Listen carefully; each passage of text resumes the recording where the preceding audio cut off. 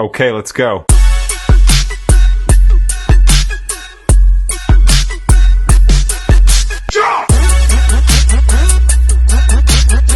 Oke, halo guys, ketemu lagi kita ya. Untuk kali ini saya akan membahas mengenai fungsi dari alat scanner ya, terutama kita yang mempunyai mobil. Nah, jadi di sini saya baru beli, ini ada alat scanner ya. Ini alat scanner ya OBD2, tipenya AT500 ya. Jadi banyak yang merekomendasikan saya menggunakan alat scanner yang AT500 ini. Nah, siapapun yang mempunyai mobil, ada baiknya kalau kita itu mempunyai alat scanner sendiri, teman-teman. Untuk apa? Untuk melakukan tindakan awal lah ya, untuk melakukan analisa awal bila sewaktu-waktu terjadi trouble pada mobil kita, terutama mobil yang elektrikalnya banyak ya. Jadi kita bisa menggunakan alat scan untuk mengetahui sumber problemnya itu ada di mana, karena ada beberapa nanti kodenya yang keluar apabila terjadi trouble. Nah, karena di sini saya sebagai pengguna Ford, khususnya Ford Fiesta, ini kan memang mobilnya ini canggih, kemudian juga elektrikalnya juga lumayan banyak ya. Jadi sebagai pengguna Ford, saya sarankan teman-teman untuk mempunyai alat scanner ya, untuk mendiagnosa awal sewaktu-waktu di jalan ya, ada kode atau ada engine malfunction atau pemberitahuan ya, di notifnya, di speedonya itu ada DTC yang keluar ya, itu kita bisa menggunakan alat scan ini. Oke, kita buka dulu. Tadi saya sudah buka bungkusnya ya teman-teman. Ini kita buka langsung. Di sini ada juga saya menggunakan alat scan ILM 327 ya, tapi kita harus menggunakan aplikasi. Nah, saya juga menggunakan aplikasi car scanner, tapi yang pro atau berbayar seperti itu. Nah, sekarang kita bahas dulu yang AT500. Jadi kotaknya seperti ini. Di dalam kotaknya ada petunjuk ya, ada buku manualnya di sini, cara menggunakannya dan lain sebagainya. Alatnya kurang lebih seperti ini teman-teman. Nah, oke. Ada menu ISC atau kembali ya, back, ada IM di sini. Nah, nanti apa saja fungsi dari alat ini, cara menggunakannya seperti apa, nanti kita akan coba di mobil Ford Fiesta saya. Oke.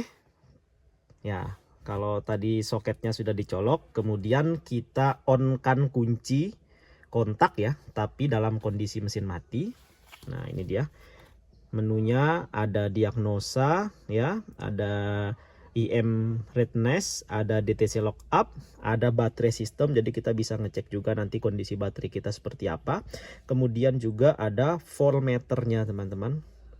Ini dia, ada voltmeter, kemudian ada review story seperti itu. Terus ada ya buat nyeting ya, setupnya seperti apa. Ada bantuan juga bisa ya, mau bagaimana OBD-nya. Dan terakhir ada tentang OBD tersebut. Nah, mungkin kita bahas mengenai informasi yang penting saja dulu. Yang pertama di sini ada diagnosa ya. Coba saya scan ya mobil saya ya. Kita klik dulu diagnosa, oke. Nah, dia akan membaca ECU mobil kita ya, disesuaikan sama mobil kita. Jadi kayak kalau ini Ford Fiesta, jadi dia membaca dulu ECU dari mobil saya ini. Begitu juga dengan mobil lain, akan membaca ECU di mobil lain seperti apa. Itulah hebatnya inilah hebatnya dari alat scanner ini. Nah, ini dia sudah terbaca. Di sini kebaca semua teman-teman ya. DTC saya 0 ya, tidak ada masalah. Monitor oke ya.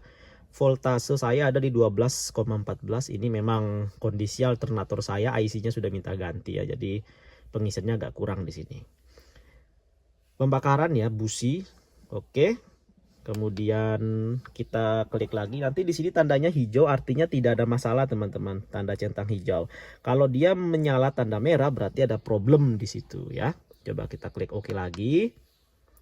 Nah, ada pilihannya teman-teman. Yang kita mau scan itu mesin, engine, atau transmisinya. Karena di sini saya transmisinya otomatis. Jadi saya pilih otomatis ya. Karena di sini AT. Nah, kalau kita mau scan mesin bisa, scan transmisi juga bisa. Oke, yang pertama kita scan engine-nya dulu atau mesinnya. Oke. Di sini kita bisa cek nanti ya, red codesnya yang terbaca apa. Kita juga bisa menghapus kodenya. Terus di sini kita bisa cek O2 sensor testnya dan lain sebagainya ya. Yang pertama kita cek dulu kodenya ya. Kita membaca kodenya dulu. Kita klik OK. Dia akan membaca, mencari ada kode apa di sini yang terbaca. Nah, di sini terbacanya tidak ada kode sama sekali teman-teman. Tidak ada kode yang error dan lain sebagainya ya. Current DTC-nya 0, pending DTC-nya 0. Permanen DTC-nya juga 0 teman-teman. Artinya mobil saya ini alhamdulillah tidak ada masalah ya. Kita back lagi. Kita cek lagi, adakah pending DTC-nya? Tidak ada, aman. Permanennya juga tidak ada. Nah, kita balik lagi ya teman-teman. Masuk lagi ke diagnosa. Sekarang kita akan scan transmisinya teman-teman. Kita klik lagi, kita cek transmisinya. Oke, kita baca kode apa yang terbaca di transmisi. Apakah ada error? Ternyata tidak ada teman-teman, hijau semua dan tidak ada kode yang terbaca seperti itu. Oke, kita back lagi ke menu awal. Sekarang kita cek baterai sistem ya. Baterai sistemnya, nah, cranking test itu adalah pengisiannya ya. Kita cek dulu kondisi akinya seperti apa ya. Please turn off the engine before pressing OK to enter the test. Oke, kita enter. Nah, di sini diminta untuk menghidupkan mesin, teman-teman. Nah, kita hidupkan mesin. Oke. Mesin sudah hidup.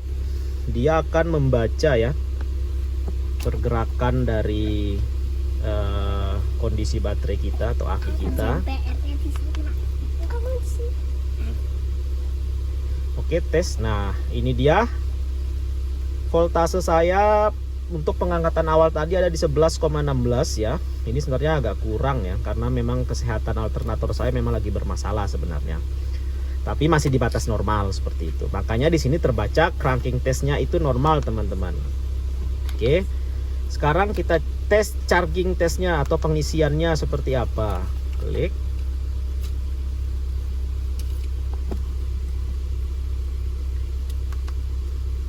Terus dia akan membaca. Oke, dia testing teman-teman. Dia pengukur lagi. Kita disuruh untuk menginjak gas ya. RPM-nya kurang lebih 2500. Oke. Kita tambah gasnya. Kalau sudah 2500, kita tahan kurang lebih 10 detik ya. Itu sudah 2500. Kita tahan kurang lebih 10 detik. Habis itu baru kita klik OK lagi.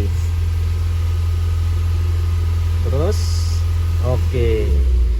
Jadi di sini kebaca pengisian saya itu maksimalnya ada di 14,0. Ya, berjalan sekarang ada di 13,81 dan chargingnya normal atau pengisian alternatornya normal teman-teman. Oke. Kita balik lagi. Nah, ini voltmeternya. Ini adalah untuk mengukur yang sudah berjalan sejauh ini seperti apa. Nah, ini dia charging testnya ya. Voltmeter saya pengisiannya kurang lebih 13, sekian lah. Ada SOC. SOC itu kalau tidak salah, boleh dikoreksi ya kalau saya salah, itu mengenai kesehatan baterai atau kesehatan aki ya. Maksimum pengisiannya itu ada berapa persen. Yang bagus sih di atas 70% ya, 75 oke lah. Kalau sudah di bawah 70 apalagi sampai 50 itu sudah tanda-tanda minta ganti seperti itu.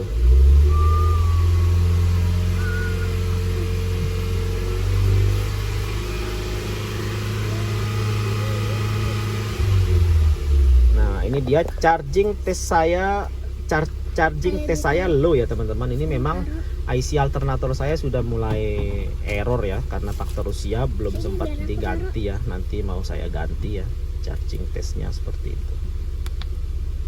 Nah, apabila tadi ada data kebaca, ini contoh ya, DTC lookup. Jadi DTC lookup ini untuk kita mencari tahu itu apa sih permasalahannya. Kita bisa klik di sini ya, misalnya P0100 itu apa sih? Ternyata mass or volume airflow circuit ya, kayak gitu, kayak apa ya?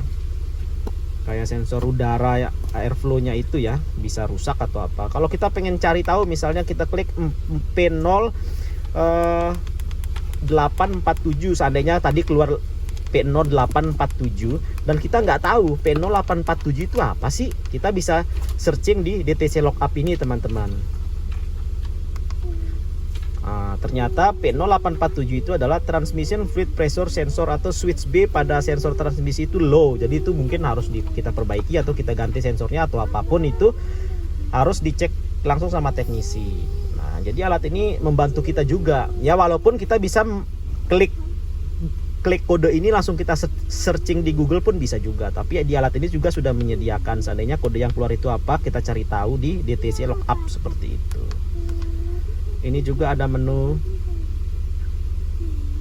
Oke, IM redness ini dia membaca tidak ada masalah juga ya. Seandainya nanti misalnya ada masalah di sensor O2, di sini kan saya centang hijau ya. Nah, kalau ada masalah berarti dia akan ada tanda X di situ atau merah di bagian pembakaran dan lain sebagainya ya, seperti itu. Nah, alhamdulillah di sini centangnya hijau, artinya tidak ada masalah. Seperti itu. Oke, mungkin sekian ya dari saya ya.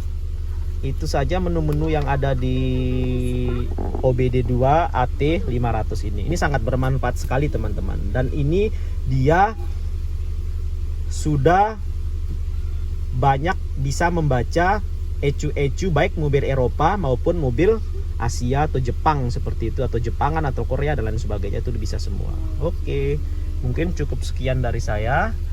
Oke.